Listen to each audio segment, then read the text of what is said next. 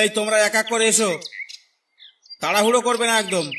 এক এক করে বলো কে কোথায় যাবে, কার কোন পাস লাগবে। হ্যাঁ বলো, নাম বলো, কিসের পাস লাগবে? স্যার আমার নাম প্রদীপ বাগদি, আমি জঙ্গলে মধু ভাঙতে যাব। মধু ভাঙার পাস 60,000 টাকা লাগবে। আর কোন জঙ্গলে যাবে? আগে স্যার আমি যাব সজনেখালি। সজনেখালি মধু পাস বন্ধ আছে। গত মাসে 16 জন নিখোঁজ, তাদের একটা গায়ের জামা তো দূরের কথা, একটা লুঙ্গির টুকরো পর্যন্ত পাওয়া যায়নি।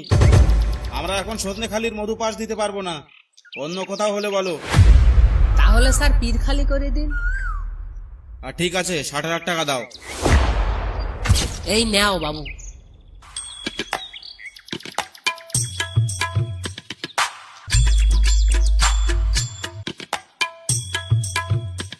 পরে কে আছে, পরে কে আছে? স্যার আমি আছি। কি নাম তোমার?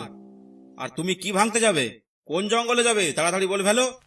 স্যার আমার নাম গোরা বাগদি, যাব কাকড়া ধরতে হলদিবাড়ি জঙ্গলে। দাও, 70,000 টাকা দাও। স্যার অত টাকা তো নেই। স্যার 40,000 আছে, একটু ম্যানেজ কইরা নেন। সাইড দাও, সাইড দাও, অন্য একজনকে আসতে দাও। তুমি সাইড হয়ে যাও। হায় রে কপাল, পাঁচটাও পেলাম না। বাড়ি গেলি তো বউ আস্ত রাখবে না নে।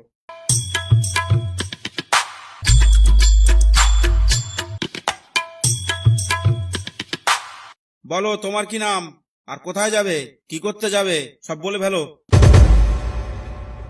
আগে স্যার আমি কিছু ভাঙতে যাব না, আপনাদের লোক আমার নৌকোটা কালকে বাজেয়াপ্ত করে নিছে, আমি ওটা নিতে এলু। দিন আমার নৌকো ফেরত দিন। 2,000 টাকা ফাইন দাও, আর ঘাটে নৌকো বাঁধা আছে, নিয়ে যাও। কিন্তু মনে রেখো, তোমার নৌকো যদি আর কোনোদিন কোনো কোর এরিয়ায় ধরা পড়ে তো আর কোনোদিন ফিরে পাবে না, এই বলে দিলাম। আগে হুজুর আর যাব না।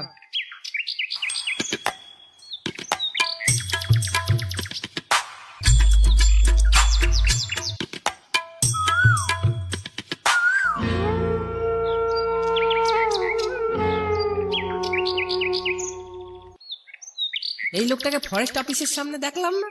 হ্যাঁ তাই তো। ও দাদা, এই পথের ধারে ঘুমোচ্ছ কেন, শরীর খারাপ নাকি? আর কি বলবো দাদা, পাঁচটাও পালাম না, এবার নদীতে যাব কি করে। গত মাসে আমার নৌকাটা ফরেস্টারের লোক নিয়ে গেছে, জায়গা জমি ভিটে মাটি বেচিয়ে একটা নৌকো বানাইছি। এইটাও যদি নিয়ে যায় তাহলে আমার পক্ষে আর এই জন্মে নৌকো বানানো সম্ভব হবে না, তাই ভাবতেছি কি করব। এক কাজ কর, নাই আমার নৌকায় চল, আজ আমরা এমন এক জঙ্গলে যাব সেখানে ফরেস্টাররা তো দূরের কথা, কাকপক্ষীতেও টের পাবে না। তাহলে চলো যাই, কিন্তু আগের থেকে বলে দিচ্ছি, মাছ যা পাবো দুজনে ভাগ করে নেব, তাইলে আমি আসি। আচ্ছা বাবা আচ্ছা, আমি তেমন লোক নই। তাহলে চলো, কোন জঙ্গলে যাবে? যাবো আজ গোসাবার মধ্যে।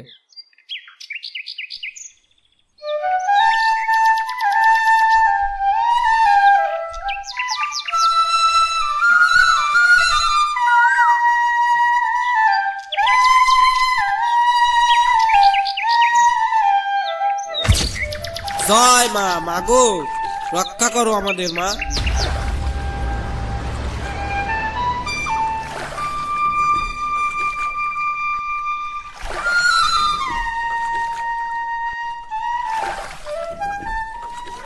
ভানুদা, জঙ্গলে আসতে আসতে তো সন্ধে হয়ে গেল, না জানি কি আছে কপালে।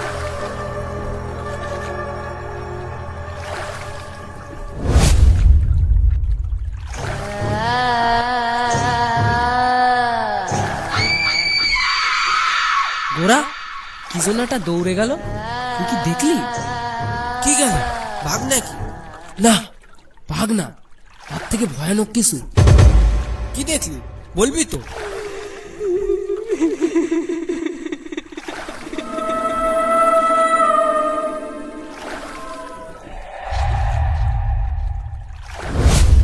একটা মুন্ডু কাটা লোক আমার সামনে দিয়ে দৌড়ে পালালো। কি বললি? হ্যাঁ গোরা, মুন্ডু নেই, তাও দৌড়ে গেল। ভানুদা, নৌকোটা আগে যাচ্ছে না কেন? ধার টেনে চলছি, কিন্তু নৌকাটা আগে যাচ্ছে না কেন? এই দাঁড়া, আগে ভালো করে দেখতে দে, দেখি কি হয়। ও ভানুদা, এবার কি করবো গো? আমাকে বাঁচাও গো। ও ভানুদা, এবার কি করবো গো? দেখি নৌকাটা দোলাচ্ছে কেন? হ্যাঁ,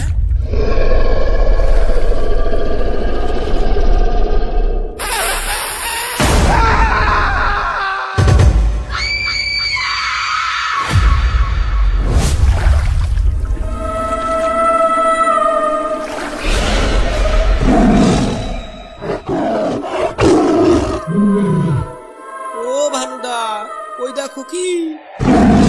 ও ও তো বাঘ। হ্যাঁ, ওর তো মুন্ডু নেই, তাও গর্জন করছে। এটা কি তাহলে সেই ভুতুড়ে খাল? সেখানে এসে পড়লাম। এবার কি হবে আমাদের?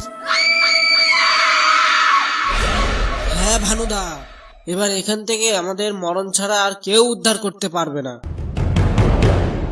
দাঁড়া গোড়া, এখানে ভয় পেলে চলবে না, মনে সাহস আন। দেখছি কি করা যায়। মরার আগে শেষ চেষ্টাটা না হয় করেই দেখি। কি করতে চাও তুমি? চুপ কর দেখি। এই, কে তুই? আর আমাদের কাছে কি চাস? চুপ করে আসিস কেন? বল। আমার নাম অর্জুন বাগদি। হ্যাঁ, সে তো বুঝলাম, কিন্তু আমরা তো তোর কোনো ক্ষতি করিনি, আমাদের ভয় দেখাচ্ছিস কেন? ক্ষতি তুই করিসনি, কিন্তু তোর পাশে যে পাষণ্ড দাঁড়িয়ে আছে সে করেছে। ওর জন্য আমার আজ এই দশা। আমার জন্য? আমি কি করছি?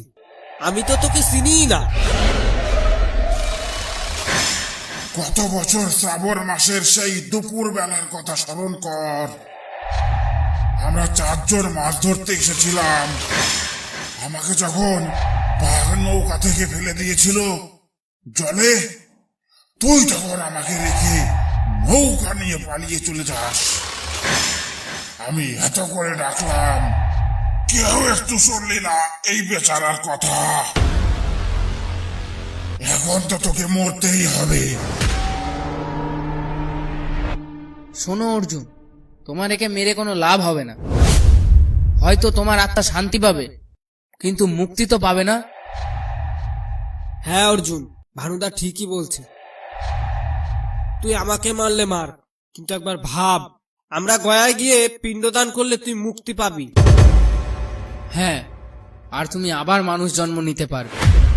যদি ভাগ্য ভালো হয় তাহলে এই সুন্দরবনে জন্ম নাও নিতে পারো। তাহলে তোরা সত্যি বলছিস? হ্যাঁ, আমি কথা দিচ্ছি তোমায়, আমরা তোমাকে মুক্ত করবই। এখন আমাদের ভালোভাবে যেতে দাও। যা তাহলে। যদি মিথ্যা বলিস তাহলে তোদের সবাইকে আমি শেষ করে দেব, আর এই জঙ্গলে যারা আসবে তাদেরও রেহাই দেব না। তোরা এখন নিশ্চিন্তে যা। ধন্যবাদ, ভগবান তোমার আত্মাকে শান্তি দিক।